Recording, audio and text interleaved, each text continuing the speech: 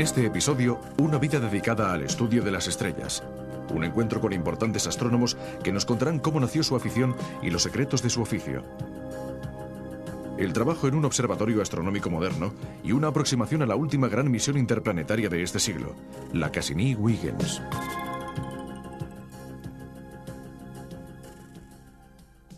Estrellas, planetas, cuásares, galaxias, estrellas de neutrones, agujeros negros.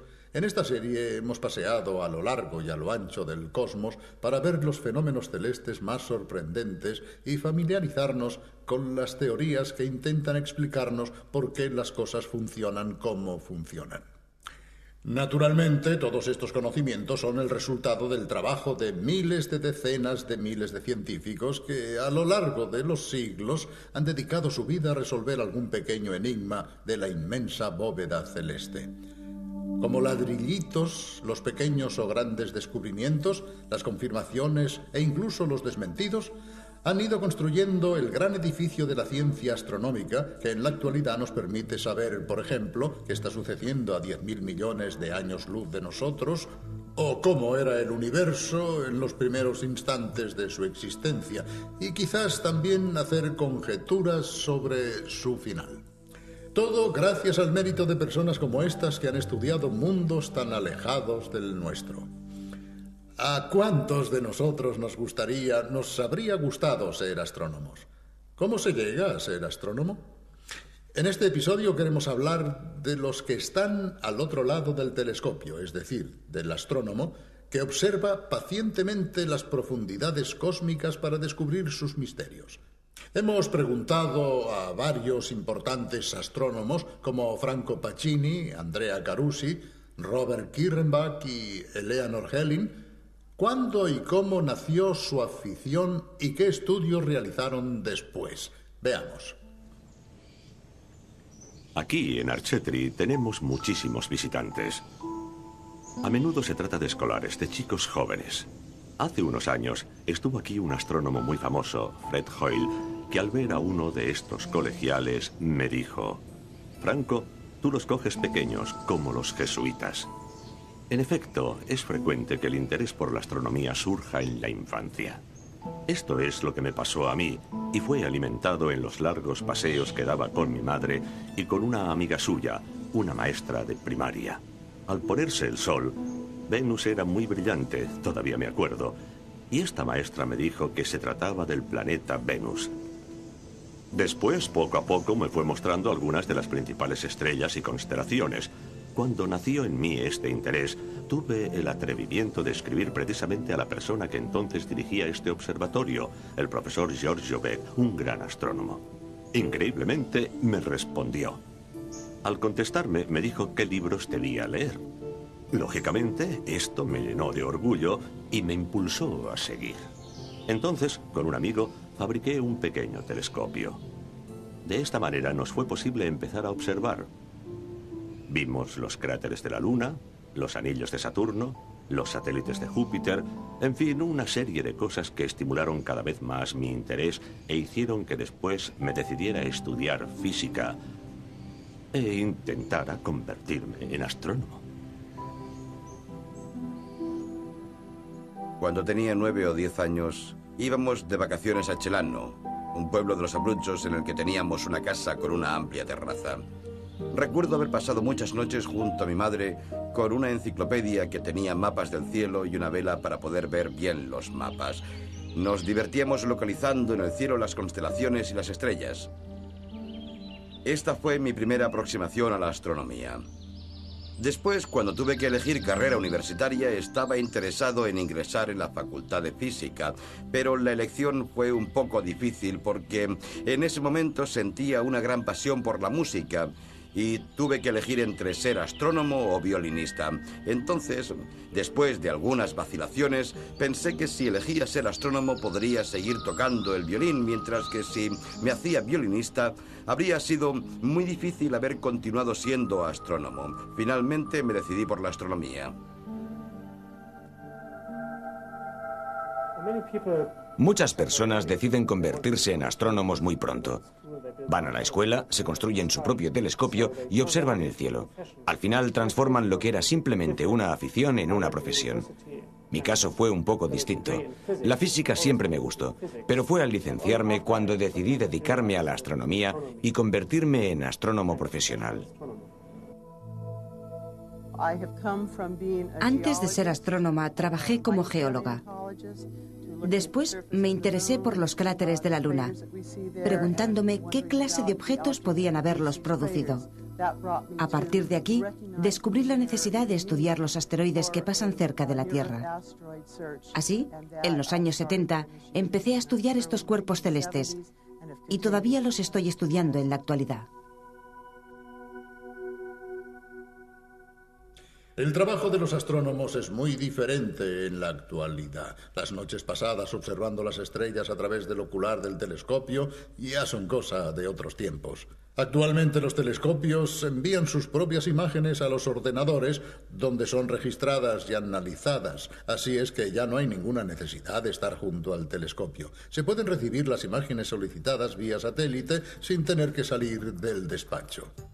En cierto modo, los observatorios astronómicos se han convertido en grandes industrias con muchos técnicos especializados que manipulan el telescopio enfocándolo en la dirección precisa y que además también se ocupan de su mantenimiento. El auténtico astrónomo va al observatorio solamente un día o una semana, cuando llega su turno de observación. Pide a los técnicos que apunten el telescopio hacia el objeto que se ha de observar, registra la imagen en un disquete magnético y vuelve a su casa para estudiarlo. Un observatorio astronómico es en cierto modo como un hotel. Hay un continuo movimiento de científicos, cada uno con su investigación particular y con su particular periodo de trabajo con el telescopio asignado por la dirección. En la actualidad, el encanto de una noche con el telescopio quizás ya solo se puede experimentar con un pequeño instrumento de aficionado junto a un grupo de amantes de la astronomía desde el balcón de casa. Pero oigamos qué nos cuentan los astrónomos.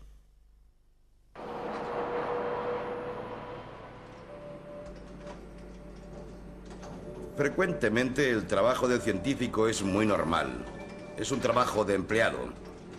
Yo, por ejemplo, trabajo diariamente con el ordenador, con un horario de oficina normal, sin problemas especiales. En otros casos es un poco más complicado. Cuando estamos observando debemos trabajar de noche.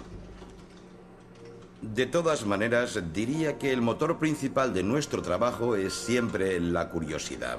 Es decir, nosotros somos personas con un interés por descubrir cosas nuevas, por indagar cómo funciona el mundo, por qué las cosas funcionan como funcionan. Esto puede parecer un poco infantil, pero se trata precisamente de la curiosidad física del niño que siempre se sorprende de lo que encuentra.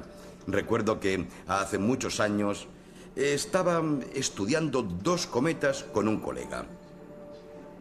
Ahora son dos objetos que no tienen ninguna relación entre sí y que viajan por distintas zonas del sistema solar, pero nosotros sospechábamos que podían tener un origen común. Así es que con el ordenador trazamos la historia del sistema solar hacia atrás y descubrimos que hace más de 140 años los dos cometas estaban en efecto muy cerca y que probablemente eran dos pedazos de un progenitor común. Este tipo de descubrimientos es el que resulta emocionante y divertido y compensa de alguna manera de la cantidad de tiempo invertido en realizar un trabajo más bien aburrido. El oficio ha cambiado porque los telescopios muy potentes deben estar en zonas aisladas. Un astrónomo de Archetri, por ejemplo, debe coger un avión, viajar durante 24 o 30 horas y llegar a Chile. Después pasa 1 o 2 noches con un telescopio y recoge los datos de forma electrónica, sin ni siquiera ver los objetos que está estudiando. Regresa con los datos y después debe trabajar durante 6 meses. En este proceso, las nuevas tecnologías han resultado importantísimas. Pero el objetivo principal del astrónomo no ha cambiado. Nosotros queremos saber qué hay en el universo, cómo nacen, viven y mueren los objetos que se encuentran en el universo. Conocer el universo en su conjunto.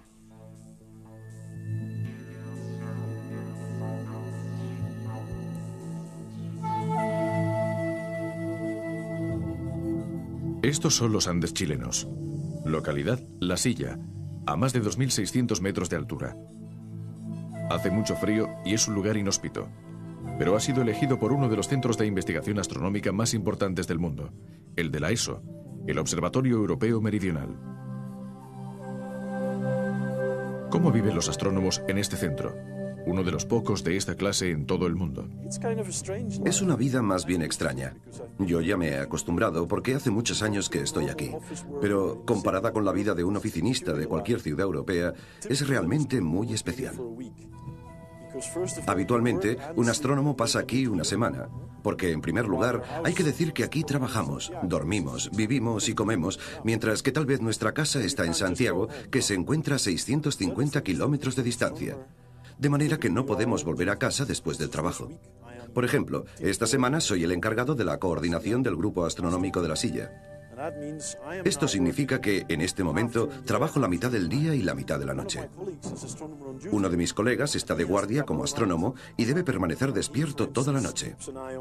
Entre otras cosas, debe supervisar a los encargados de la observación, debe controlar que todo funcione bien y, si hay algún problema, ha de tratar de resolverlo. Si hace mal tiempo, por ejemplo, si aumenta la humedad o el viento cobra mucha fuerza, debe avisar al personal y cerrar las cúpulas para proteger el telescopio. Nuestra vida es muy especial. Por ejemplo, por la mañana todos tenemos cara de sueño, unos porque forman parte del turno de día y hace poco que se han levantado de la cama, y los demás porque acaban de salir de la cúpula. Estos desayunan rápidamente y se van a dormir. Esta es la vida del astrónomo. Aquí, en cambio, estamos en pleno clima tropical, en la isla de Puerto Rico, donde se encuentra el mayor radiotelescopio del mundo.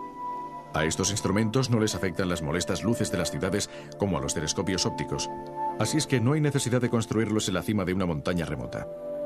Pero aquí tampoco faltan los problemas para mantener el radiotelescopio en perfecto funcionamiento.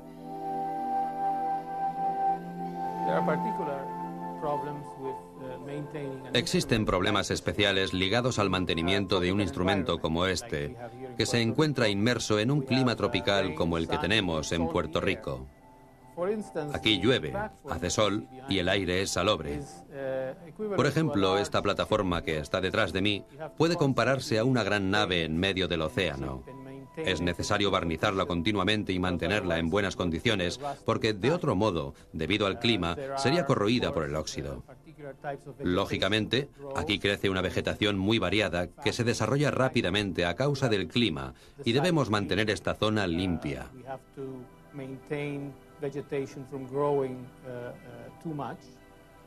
Tenemos que impedir que la vegetación crezca demasiado. Como ya habrá observado, la superficie del reflector está recubierta por una especie de líquenes o algas. Es como una pátina negra que, de todas formas, no representa ningún problema porque las ondas de radio no ven las algas. Disponemos de un equipo de personas que se ocupan del mantenimiento del telescopio y de toda la instalación. Prácticamente, la mitad del personal del observatorio dedica su tiempo a diversos trabajos de mantenimiento.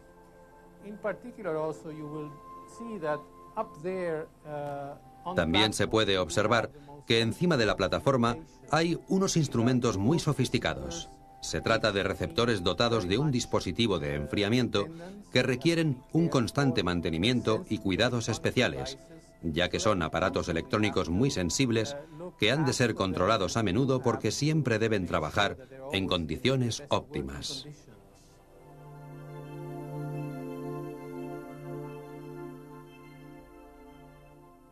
Con la era espacial, muchas observaciones que antes se realizaban con telescopios, como las de los planetas del sistema solar, se han podido llevar a cabo de otra manera, visitando estos planetas directamente con sondas automáticas dotadas de telecámaras y otros instrumentos. Al llegar al lugar como verdaderos reporteros cósmicos, estos robots espaciales han podido ver muchas más cosas que los astrónomos desde la Tierra. Uno de los más extraordinarios descubrimientos de estas exploraciones es tal vez la luna más volcánica del sistema solar, Io, que orbita alrededor de Júpiter.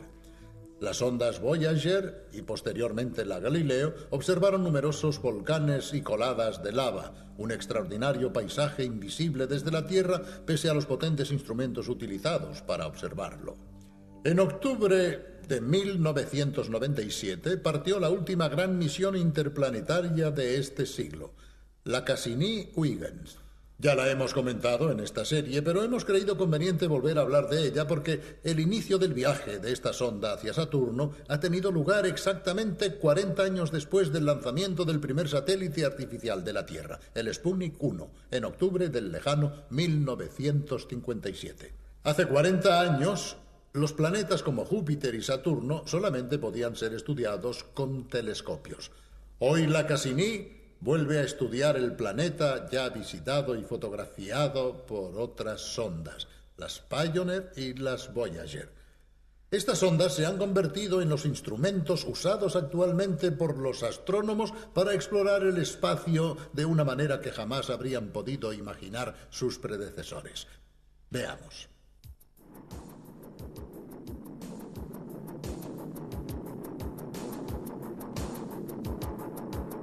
La última gran misión interplanetaria de este siglo acaba de empezar.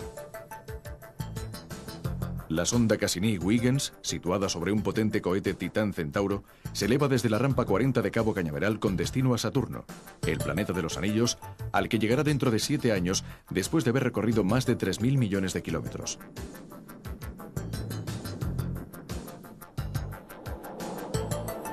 En octubre de 1957 tuvo lugar otro lanzamiento histórico. Del Centro Espacial de Baikonur despegó el cohete que puso en órbita el Sputnik 1, el primer satélite artificial de la Tierra, un poco mayor que una pelota de fútbol y con unos 80 kilos de peso. Permaneció en actividad solamente 21 días, sin apartarse de una órbita muy baja. No protagonizó descubrimientos sorprendentes, pero marcó una etapa extraordinaria, el inicio de la era espacial. Hoy el hombre ya ha explorado el sistema solar, ha pisado la Luna y se dispone a estudiar más profundamente con sondas como la Cassini los planetas ya visitados por sondas menos sofisticadas como las Pioneer y las Voyager. 6 toneladas de instrumentos, ordenadores, motores, antenas y 18 instrumentos para investigaciones científicas están volando hacia las zonas más lejanas del sistema solar. Pero la ruta que está siguiendo la Cassini no es directa. Es más, en este momento se está dirigiendo hacia el lado contrario, a Venus, es decir, hacia el interior del sistema solar. Con un primer paso rasante cerca de este planeta en abril de 1998, la Cassini adquirirá velocidad gracias al impulso gravitacional recibido. En un segundo paso, en junio de 1999, otro impulso incrementará nuevamente su velocidad. Pero esto todavía no será suficiente. Para poder llegar a Saturno, la Cassini necesitará otros 2 impulsos gravitacionales. Uno de la Tierra, en agosto de 1999, y el otro del planeta gigante Júpiter, en diciembre del 2000.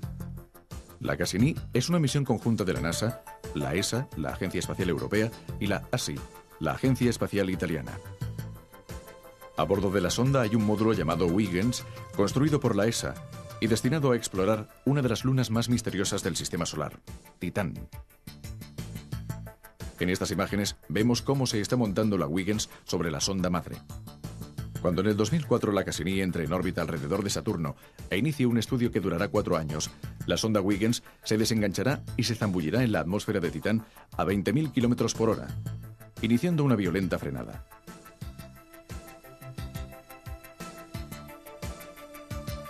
Cuando el contacto con la superficie esté cercano, la sonda abandonará su cáscara de protección e iniciará las mediciones a una altura de unos 120 kilómetros. Después de 2 horas de lento descenso, la Huygens tocará el suelo a 20 kilómetros por hora. Llegará a un océano de metano líquido o a un iceberg de amoníaco. ¿Qué nos dirán los instrumentos de a bordo sobre esta luna que, como la Tierra, también posee una atmósfera? La temperatura, quizás de unos 200 grados bajo cero, hace imposible la vida. Pero los científicos consideran que los compuestos químicos, como el metano y los demás hidrocarburos, serán parecidos a los que había en la Tierra hace 4.000 millones de años. En Titán, el caldo primordial del que nació la vida en nuestro planeta ha sido, por decirlo de algún modo, conservado en el frigorífico y los científicos sienten mucha curiosidad por saber cómo era. Entretanto, la sonda madre permanecerá en órbita tomando más de 300.000 fotos de Saturno, de sus anillos y de las 18 lunas, con la esperanza de resolver algunos de los enigmas que las anteriores y breves visitas de las Voyager no consiguieron desvelar. Uno de los interrogantes más fascinantes se refiere a los espectaculares anillos de Saturno. ¿Cómo se mantienen en equilibrio? Se sabe que estos discos están formados por fragmentos de rocas y hielo, los mayores de los cuales tienen un tamaño comparable al de un automóvil. La numerosa familia de lunas que orbita alrededor de Saturno también recibirá la atención debida. Se trata de una familia muy variopinta. Desde Japeto, con una cara negra como el asfalto y otra blanca como la nieve, hasta Encelado, de superficie extraordinariamente lisa, pasando por Mimas y Tetis, marcadas por cicatrices y cráteres de enormes proporciones. En 4 años, del 2004 al 2008, la Cassini circunnavegará el sistema de Saturno 75 veces y seguramente muchos de los secretos de este planeta serán desvelados, aunque como siempre sucede en estas misiones, surgirán nuevos enigmas que requerirán otras visitas. La Cassini representa la última y la más cara de las grandes misiones del tipo de las Viking, las Voyager o la Galileo, en las que lo importante no es el coste, sino la cantidad y la calidad de los instrumentos científicos. Actualmente el modelo de las sondas futuras es la Pathfinder, que recientemente ha aterrizado en Marte con el pequeño todoterreno Sojourner, un robot con objetivos limitados, de construcción más sencilla, con menos instrumentos y sobre todo con un coste más bajo.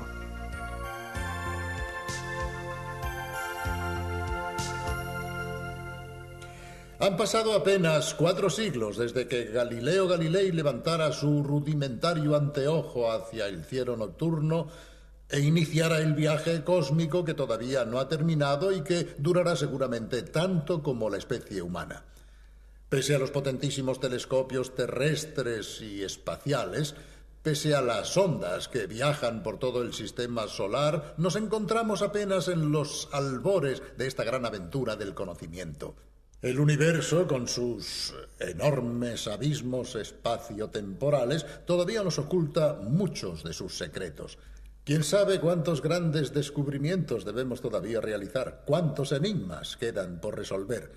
Hay mucho trabajo para los astrónomos del futuro y para los que tengan interés, esta puede ser una profesión realmente extraordinaria, una profesión en la que lo importante es ser curioso, preguntarse el porqué de las cosas y obviamente hallar también una posible respuesta. Hasta la vista.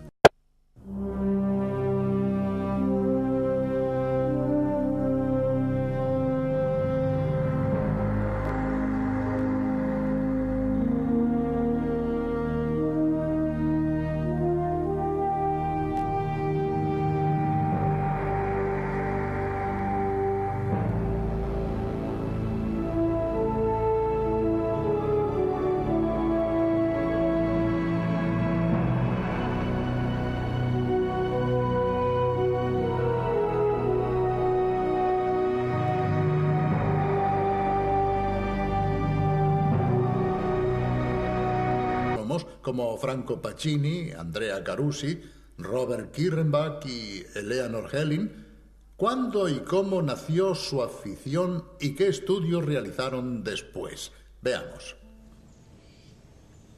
Aquí, en Archetri, tenemos muchísimos visitantes. A menudo se trata de escolares, de chicos jóvenes. Hace unos años estuvo aquí un astrónomo muy famoso, Fred Hoyle, que al ver a uno de estos colegiales me dijo: Franco, tú los coges pequeños, como los jesuitas.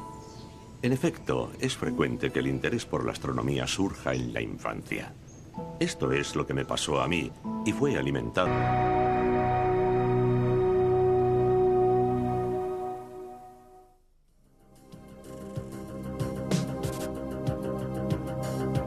En este episodio, una vida dedicada al estudio de las estrellas.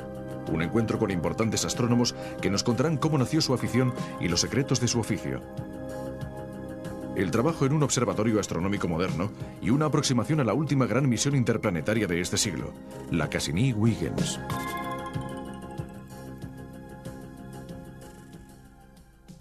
Estrellas, planetas, cuásares, galaxias, estrellas de neutrones, agujeros negros. En esta serie hemos paseado a lo largo y a lo ancho del cosmos para ver los fenómenos celestes más sorprendentes y familiarizarnos con las teorías que intentan explicarnos por qué las cosas funcionan como funcionan.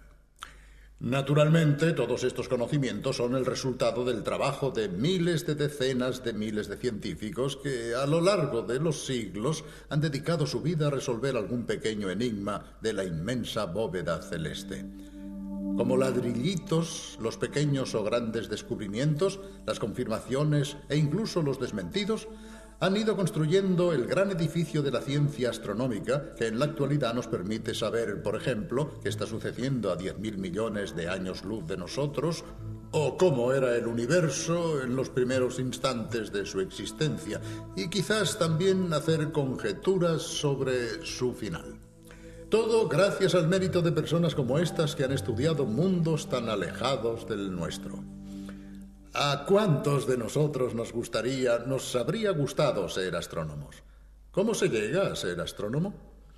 En este episodio queremos hablar de los que están al otro lado del telescopio, es decir, del astrónomo, que observa pacientemente las profundidades cósmicas para descubrir sus misterios. Hemos preguntado a varios importantes astrónomos